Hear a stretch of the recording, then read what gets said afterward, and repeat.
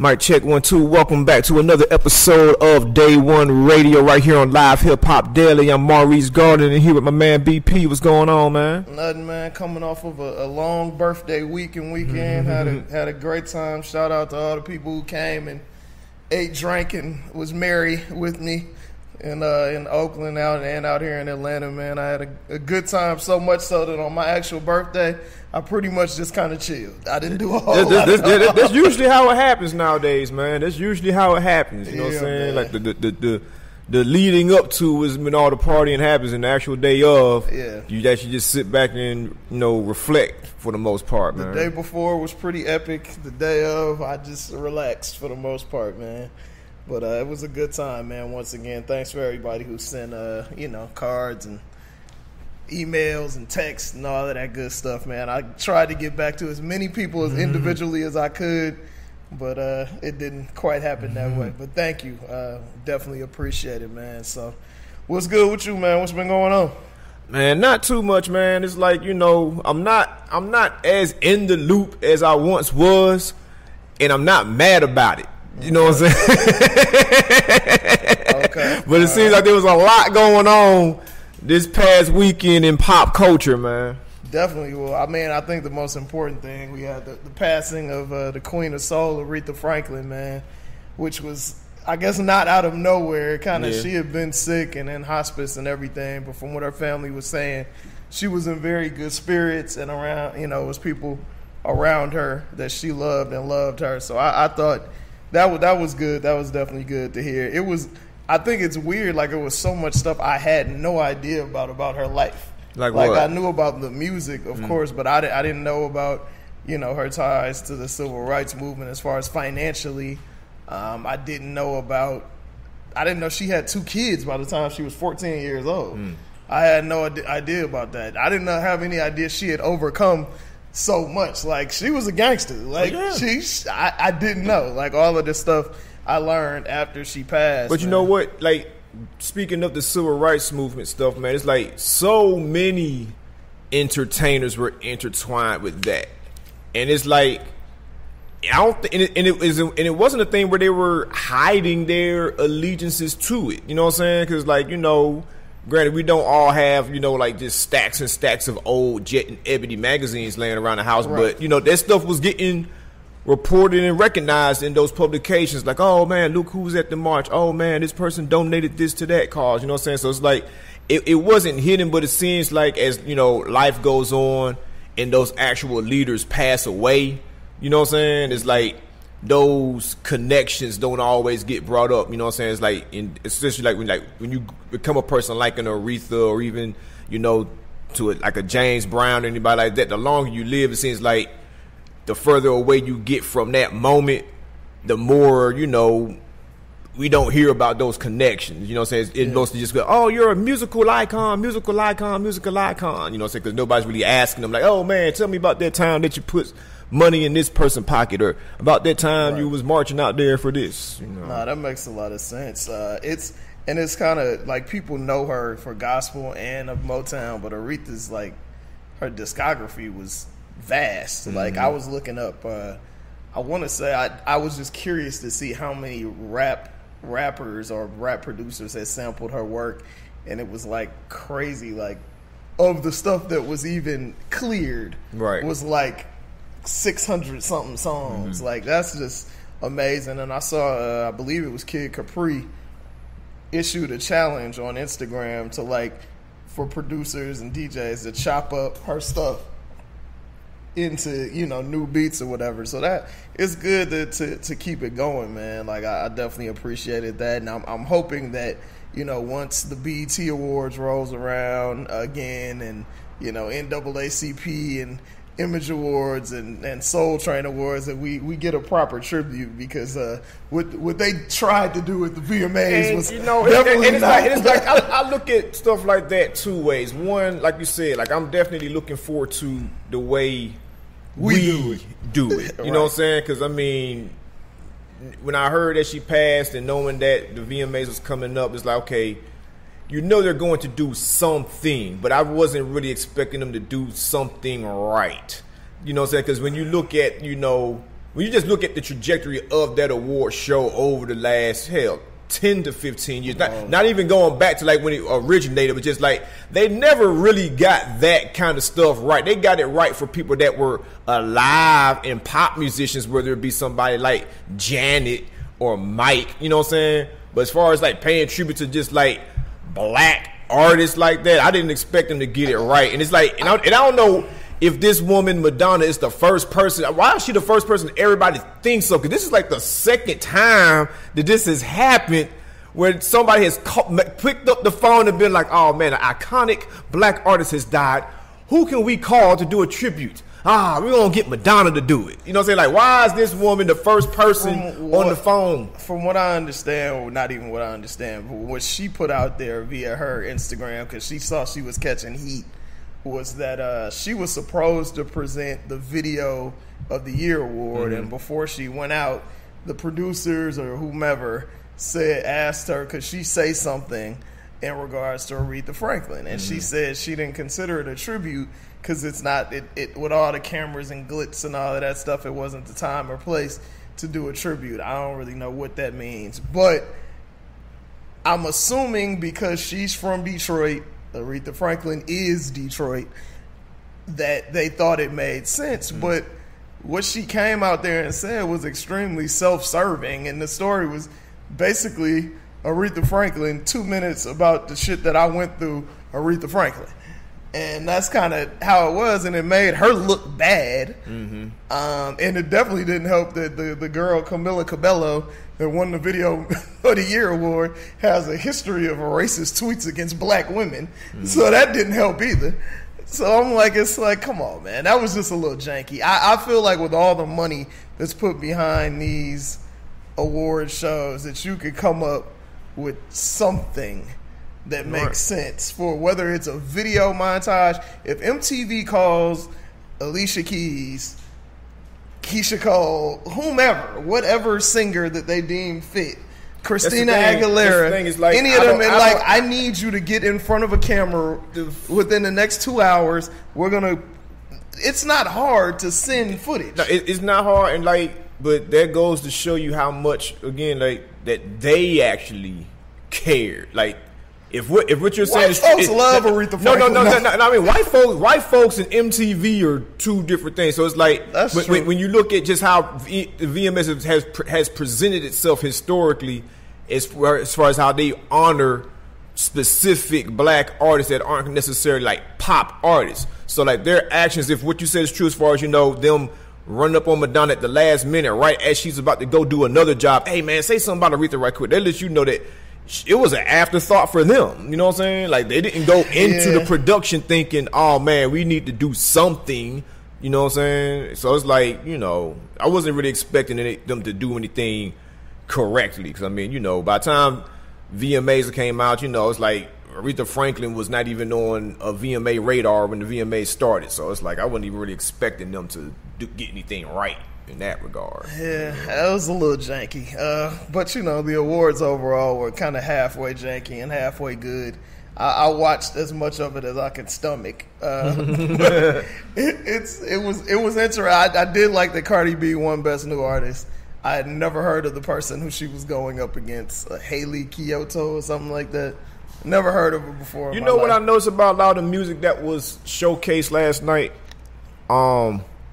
This is music that you hear in the gym. If you have a gym membership at like Planet Fitness or LA Fitness, don't play music at the gym or something like that, like, and you're like, what are these songs they are playing on the screen or in the locker room?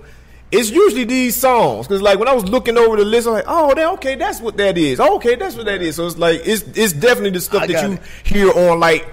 Now that's what I call Music 59, you know what I'm saying? That kind of stuff. I got introduced to a whole new world of pop BS last night watching the show. I did think it was interesting. This whole trifecta of the Cardi B versus Nicki versus Travis Scott. It was very interesting kind of how it unfolded last night, because, you know, normally rappers will save that stuff for the rap shows. But Nicki came out, she won. I don't know how she won Best Hip Hop award for Chun-Li, but she won, and threw her little shots and bitch this and yada yada this and that, and Cardi B won for Best New Artist, and she basically said, you know, I have real fans and genuine love, and that's something you can't buy. Shot at Nicki. So I'm like, do you think this is a real beef, or do you think this is just let's keep each other in the news type thing? I don't think it's a legitimate beef, and I think it's actually one-sided when you look at who's calling for all the attention. It seems like old girl Cardi B is just genuinely minding her own damn business. Yeah. I mean, this woman is a very new face in the game, just became a mother, just became a wife. She's literally happy to be here. She is minding her own damn business. But she has been perceived as a threat because she popping. You know, she's popping, and it's no longer a situation where, oh, there's only one woman rapping to pay attention That's to. You know what I'm saying? Viable. Right. And it ain't even just Cardi. You know what I'm saying? It's like, you know, on lower levels, you know what I'm saying? You got folks out here like your Rico Nasties, and then you got your Remy Ma's, and then, you know what I'm saying? This is the most diverse I've seen the woman rapper pool in a number of years. You know what I'm saying? So you're no longer the person that's like, you're no longer the only one in the room. Because you remember those old BET Awards and BET Hip Hop Awards where it's like, they had to find people to put in the you know. 2017, Best Female Rapper goes to Roxanne Shante. Right. They had to find SoundCloud mixtapes to put in the category just to give the trophy to Nicki. You know what I'm saying? So this quote unquote, it's very one-sided. You see one person starving for all the attention, and it's very unfortunate, and it presents her as a very ungrateful person. She gotta be on drugs, bro. There's no Nicki gotta be the drug of fame. The drug of fame. I mean like legitimate drugs, like the drug of fame.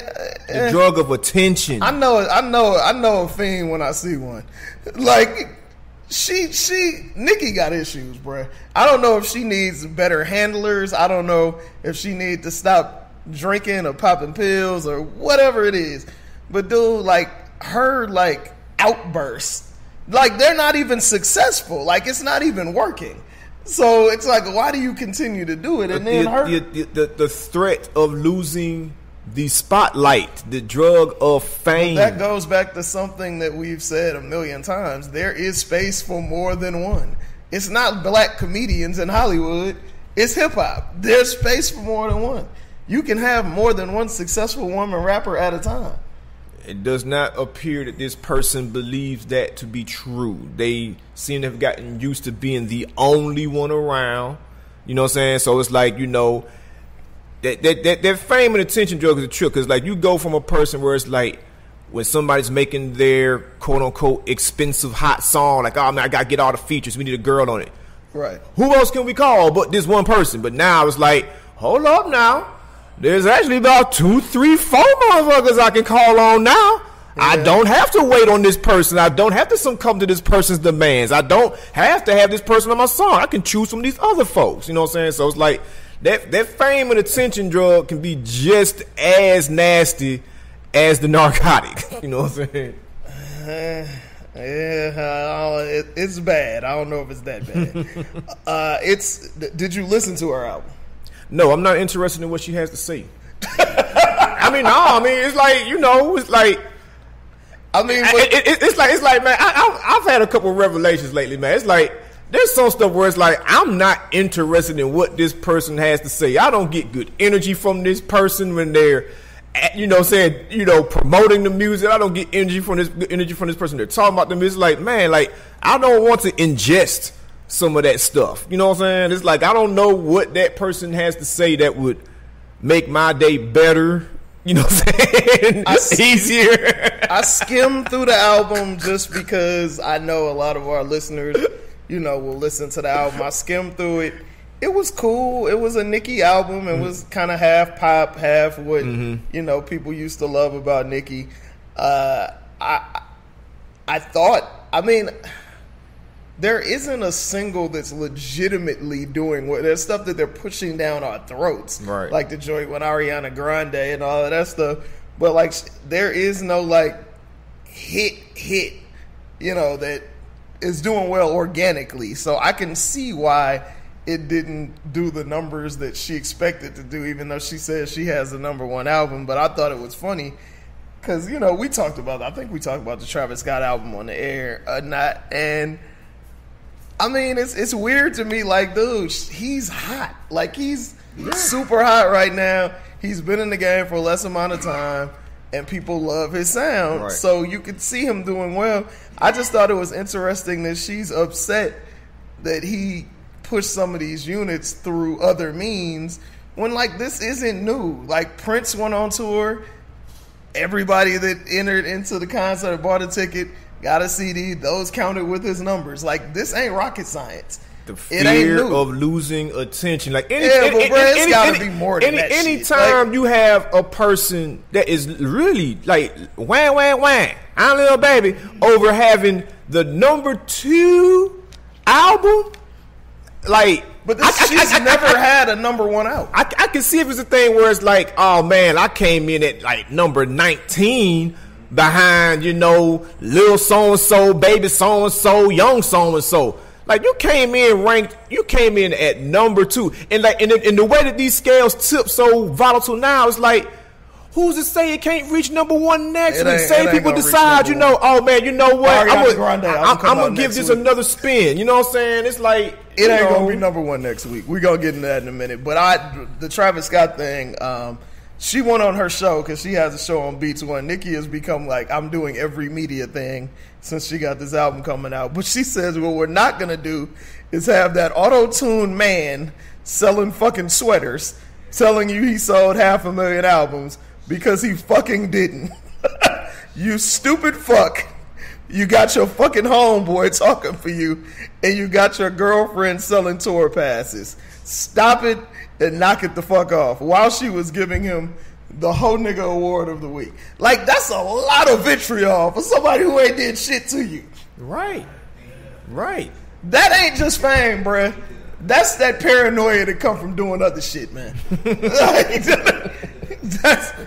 I don't get it. And Travis Scott ain't said nothing bad about her at all.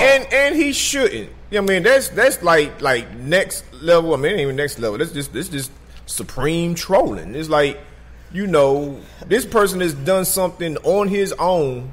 You know, like the homie Mecca was saying earlier, like, you know, like, you can't just act like this dude. Like, granted, I'm not a fan of man music, but you just can't act like this dude is not Travis Scott. Like, that's just like not in the cards for him to have a #1 album. Like he's just some overnight runaway success. It's like this man has not dropped multiple albums. Album #3, right? You know what I'm saying? Like, this man has not tipped the scales as far as like how hip hop music is sounding and being produced Travis Scott right now. ain't left the radio in years. Right. You know what I'm saying? Like, he's been a mainstay for a minute, so I don't really get it. But, you know, that's a lot of delusion with that, man. She need to leave people alone. And if Meek Mill and Safari are telling the truth about her violent outbursts, she need to be part of this Me Too shit too. Nicki, stop putting your hands on people. That shit ain't cool. But you was talking about the album thing, and I was looking at the building album charts, and as of Monday, it looked like Aretha Franklin's greatest hits was going to be 4 and Queen #5. And then on iTunes, as of today, Aretha Franklin's greatest hits was #3 and Nicki was #4. So that's just super ironic because you remember the huge thing they made about Nicki Minaj breaking Aretha Franklin's record for most Hot 100 hits. But I'm like, we got to stop including features in this shit. Like, come on, man. Nicki Minaj ain't got that many hit records on her own, period.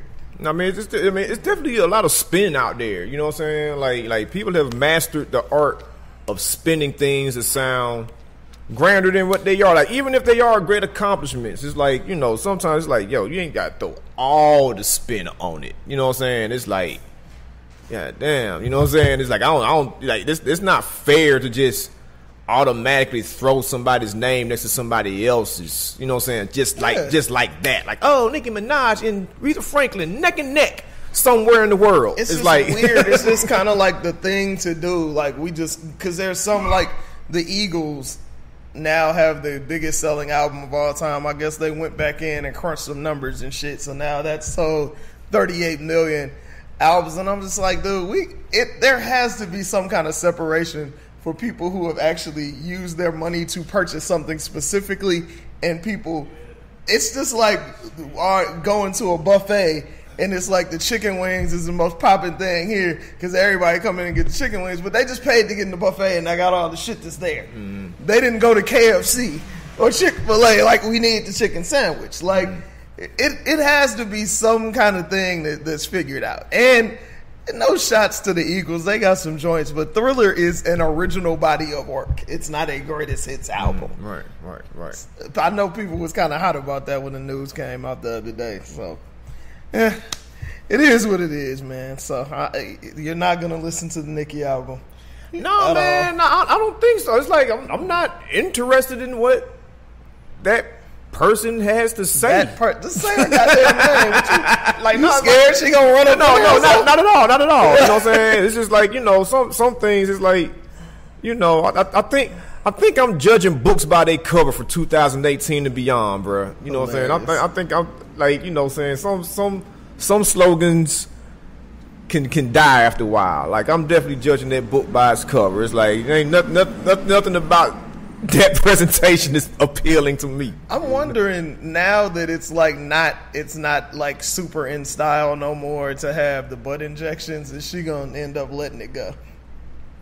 I mean, that's a hell of an investment. I mean, the decision to do that is a hell of an investment, and the decision to get them removed is like, I mean, is that not like you can die doing stuff like that? Can't you? You can like, die with that shit being in your body. It's like. Because she was never a big girl, so right. I don't think that's fat transfer. I think that's some other stuff. It might be point of no return, man. I mean, like straight up. It's like, Yeah. And then, like, another thing too is, like, I think we've seen a switch just as far as, like, to a degree, not all the way, but it's like, for instance, like, you see old girl Cardi B, she opened the show with the joke, acting like she was breastfeeding, but it's like, folks are like, yo, man, like, even if she was or wasn't, it's like, yo, that's a real person. Like, this person is now somebody's wife and mother. She shares these things on, on her social media accounts. Like, wow, I can relate to this person. And granted, I don't have a top 10 record, but it's like this person seems to be very relatable. Whereas the competition, like her. With Nicki is like she never really presented herself as, I'm relatable. It's always, I'm above you. I'm your queen. Bow down to me. And folks, and just like people get tired of working somewhere, like, man, fuck that boss. Like, after a while, folks are like, man, you know what? Like, I don't feel like this bowing down to somebody kind of stuff right now, man. I mean, but when you think about it, it's she's at the level now where she could have been switched it up, but it's kind of like the same shit over and over and over again. And that's not artistry. It's like you're playing a character. And hip hop, even though we got a bunch of fake stuff in it, is supposed to be based on reality. Mm-hmm. So it's.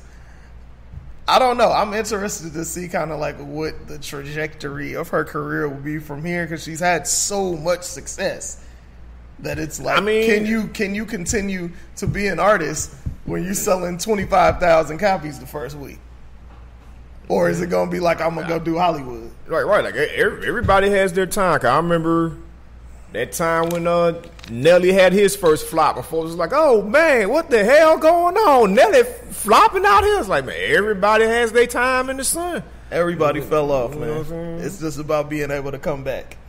That's what it is. That's why no rapper who has 2 albums can be considered the greatest of anything. Period. So, on to other things that people are upset about or will probably be upset about. Did you peep that Def Jam partnered with the New York Jets?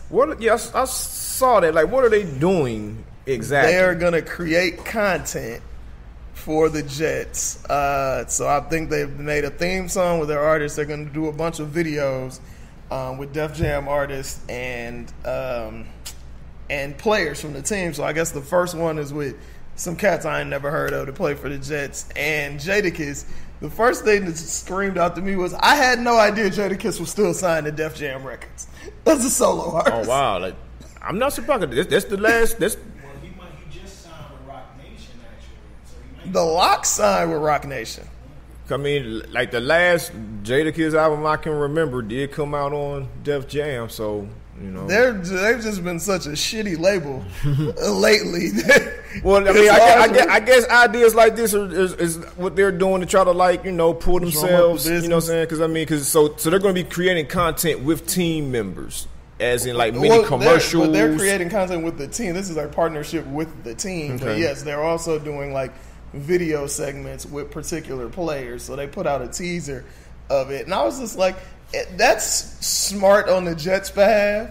For sure, because it's like, let's get these niggas who ain't fucking with the NFL. It's like, hey, we down with hip-hop. Come look at it, come watch us. And a lot of them young dudes, like, that's probably a dream come true, to be able to do some kind of content with a rapper that you grew up on, or a rapper that you love. You know what I mean? So it's and that's got definitely a Rosenberg and a Noah. It's like I'm not mad at it. I mean, granted, you know what I'm saying, you can make the argument that, you know, the team is like, oh man, you know, let's find a way to get black folks back invested in this thing. But it's like, I'm not mad at it, because like, you don't see a lot of direct, like, you know what I'm saying, content and profit sharing, so to speak, with hip hop in sports. Like, it's always been presented that the NBA loves hip hop because the players are so outspoken, or they let you know what they listening to. But I mean, I could be wrong, I can't remember anything right now, but like, outside of, you know, somebody performing at the All-Star game or something like that, it's very rare that you just see those very direct. It's very much an intellectual property relationship. It's like, we're licensed this song, you can come perform for us. Baseball, there's a bunch of players that come out to this song, you're going to get some mechanical royalties. Right. But it ain't, you're right. It's not like a whole lot of, okay, well, we're going to partner with you and create something. Like, we're going to go to your house and you can come in ours. I think probably the closest thing we've seen to that really is like Drake's partnership with the Toronto Raptors, because they do merch stuff with OVO and the Raptors, and also he is very involved with like the community stuff that they do around the Toronto area. So that's the closest I can think of. And so I guess like with the home team, like the Hawks, like they have rappers perform, but then like depending on who it is, like they might do like a limited edition shirt with the I know the 2 Chainz joints that time. You know, but what I feel like that's kind of like a one-off. Like Drake has been he's been officially the ambassador since 2013, I believe. So we're gonna see how it goes. This could, start something. But I think, like you said, it's good to have entities that people know are hip hop involved with mainstream sports. It would really be dope to see it with MLS, because I feel like they're doing a lot of different things. Well, man, it's like I can't. Every time I think of the Atlanta United team, like their billboards, man, it's like their billboards are so Atlanta. Like, if you haven't seen these billboards, they have billboards with the players that just say, "We here, we ready." It's like there's no like, we are, you know what I'm saying? Just say, we here, we ready, and Archie. Yeah, they got their own Archie for the joint, Speaking of that, man, please go to Bleacher Report. Our homie, Bonsu Thompson, man, wrote a dope-ass article on how Atlanta is really ground zero for youth soccer in this whole country. Like, I didn't know that. There's like basically how we used to have the basketball factories, like Mount Zion and all of that stuff. There's one of them here in Atlanta for soccer, where players from all around the world come and play. I had no idea. So make sure y'all got a Bleacher Report and check that out, speaking of sports in Atlanta. Did you hear about Kobe supposedly going to play for the Big Three?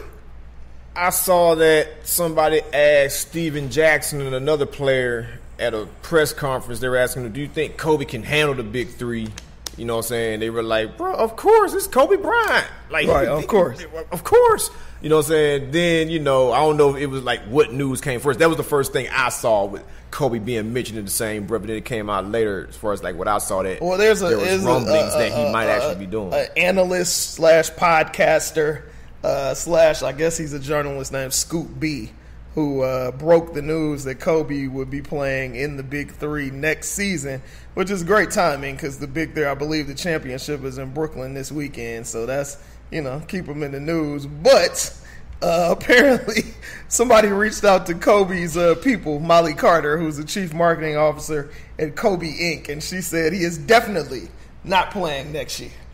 So that pretty much puts the kibosh on that, unless Kobe is like, I thought about it, but I'm going to come back and we going to play and get it popping. So the Big Three is good anyway. Yeah, it's like, good basketball, had it man. not been way out in Duluth, I definitely would have saw it this year. But I will definitely be going to see it. And I like how they have local artists, even if you're big, but people from the area come out and perform. And the homie DJ Ski is spinning at all the games. So it's a pretty dope situation. I like it. I watch it on TV pretty much every week, man.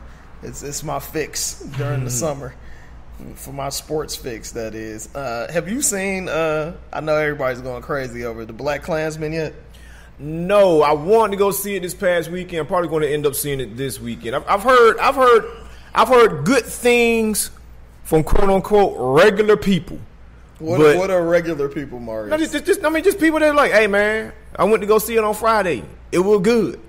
But then it's like, from your film buffs and fellow directors, oh man, no, this is not good. This is garbage and nah. You know what I'm saying? But from folks that just were like, hey man, I went to go see it this weekend. Shit is actually all right. I enjoyed it. I like this movie. You know what I'm saying? Those are the regular people I'm talking about. Okay, I didn't know where you was going with this. Okay, I'm gonna say something that's probably gonna piss a lot of people off. Anytime there is a movie about a particularly black or progressive subject and mainstream media is championing it, you pretty much assured that it's some bullshit in the mix. Like, you ain't gonna get that too often.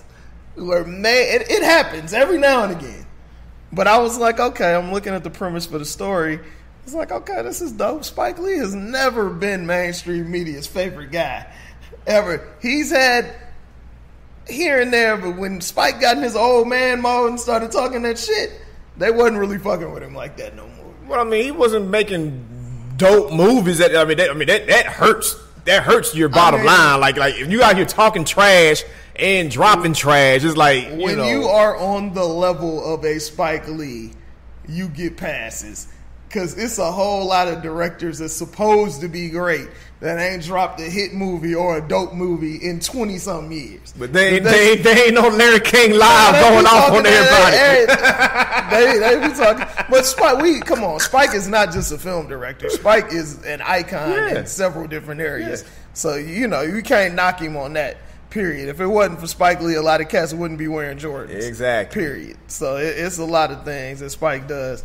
But Boots Riley, who directed and wrote, I believe, Sorry to Bother You, a film that both of us went and saw that we've talked about on the show a couple times, he had some stuff to say about the movie. And I hate that, like, Variety and stuff like that tried to pit Spike Lee against Boots when it wasn't about that at all. And if you can go to Boots' Twitter page, I'm not going to read the whole thing, but he basically was talking about the main character in the movie, that they presented him as this, Stallworth is his name, that they presented him as this guy that went in and infiltrated and did all these good things of trying to bring down the Klan, but they negated to put in that he spent at least 3 years infiltrating radical and black organizations trying to bring them down as well.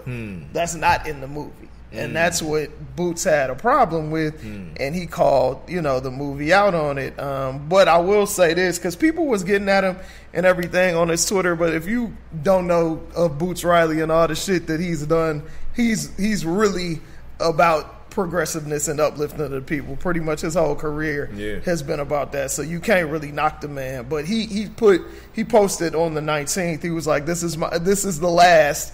I think folks should see Black Klansman if they haven't and talk about the ideas I put forward here. I think it's a well-made film, and many out there don't care about filmmaking as much as Spike. So you got to respect that. Like, he just calling it how it is. But that shit always happens. Like, what is the I never even saw it. What was the movie about the black women scientists? Hidden Figures. That they put a whole white man character in there that didn't even exist. and like, And sometimes in Hollywood you have to do stuff like that to get things greenlit. It's still a good old boy network for sure. I just think that people should understand this ain't a Spike Lee versus Boots Riley thing at all. But that's how mainstream media tries to portray it. Once again, we can have more than one. Right. You can go see Sorry to Bother You. You can go see Blind Spotting, which was an excellent film that everybody should go and see. And you can go see The Black Klansman. And if you haven't seen it, you should turn on your Netflix on September 4th and watch Black Panther. For the 12 and a half of y'all out there who haven't seen it, it'll be on Netflix September 4th. But man, I think that was everything that was going on, man. What you got going on for the rest of the week? Oh, you know what I'm saying? Looking forward to hip hop trivia as usual, man. You know definitely. That should be fun. All women theme, man. And it makes sense. It's the 20th anniversary of Lauryn Hill's album coming out soon. I'm sure Robert Glasper will love it. And I hope the ladies show up. We got a lot of support from the ladies week in, week out. But we always get, when y'all going to do a ladies theme? It's like, man, we just did one 2 months ago, but we will do another one again. Hope to see you there. Speaking of the ladies, I had to shout out a listener of ours, Kiki Scott Tatum. She writes for a website called Everything Girls Love, and she wrote an article about the 7 podcasts that you have to tune into, and we were one of the podcasts on there. So shout out to her. Definitely appreciate that. For sure, man. Thanks for the love, and thank you and your husband for listening and being supporters over the time that we've been on the air, man. So we appreciate y'all listening. Make sure you go back and listen to the archives, especially last week. We had Atron Gregory on. Amazing interview. And we'll see you next week with another dope show. Peace.